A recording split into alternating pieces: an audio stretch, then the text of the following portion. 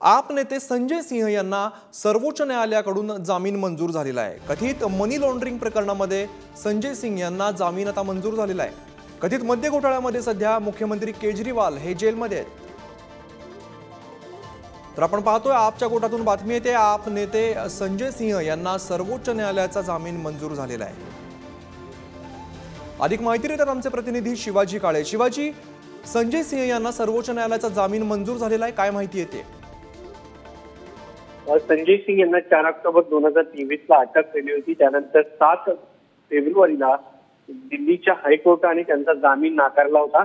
त्यानंतर सर्वोच्च न्यायालयामध्ये त्यांनी अपील केलं होतं आणि या सर्वोच्च न्यायालयामध्ये अपील केल्यानंतर जो या सगळ्या प्रकरणामध्ये दिनेश अरोडा म्हणून मुख्य आरोपी आहे आणि त्याने या सगळ्या याच्यामध्ये त्यांनी जी जबाब दिलेला आहे त्याच्यामध्ये त्यांनी 9 जबाब दिलेले। 9 जबाबामध्ये संजय सिंह यांचं नाव नव्हतं आणि त्यानंतर आज या सगळ्या प्रकरणामध्ये कोर्टाने असं म्हटलेलं आहे की यामध्ये जर नाव नसेल तर आम्ही याच्या संदर्भात जे आहे ते नाव नसताना आम्ही त्यांना आज घेऊ शकत नाही। विशेष बाब यामध्ये आजच्या सगळ्या याच्यामध्ये होती ती म्हणजे ईडीने त्यांच्या जामीन अर्जाला कुठलाही विरोध जो आहे तो केला नाही।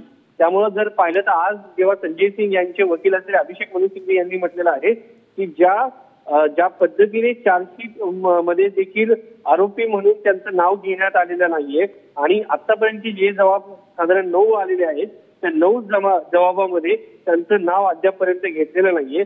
त्यामुळं अशा पद्धतीने ईडी संजय सिंह यांना इतके दिवस आतमध्ये जाऊ ठेवू शकत नाही। त्यामुळं त्यांना जामीन मंजूर केला जावा आणि या कारणामुळे त्यांचा आज जामीन मंजूर करण्यात आलेला आहे।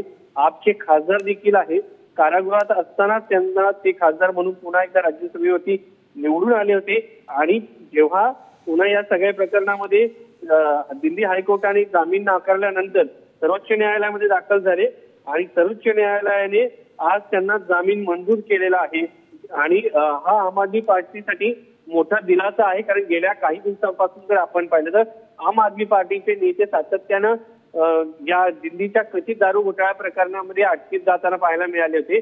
त्यानंतर सगळ्यात महत्वाचे आणि आम आदमी पार्टीचे मुख्य नेता म्हणून ओळखले जाणारे दिल्लीचे मुख्यमंत्री अरविंद केजरीवाल यांना देखील या सगळ्या प्रकरणामध्ये अटकेत जावं लागलेलं आहे। मात्र या प्रकरणामध्ये संजय सिंह यांचं कुठेही जबाबामध्ये नाव घेण्यात आलेलं नाहीये। याच कारणामुळे त्यांचा जामीन जो आहे तो मंजूर करण्यात आलेला आहे। त्यामुळं कुठेतरी आम आदमी पक्षाला हा सगळ्यात मोठा दिलासा म्हणावा लागेल।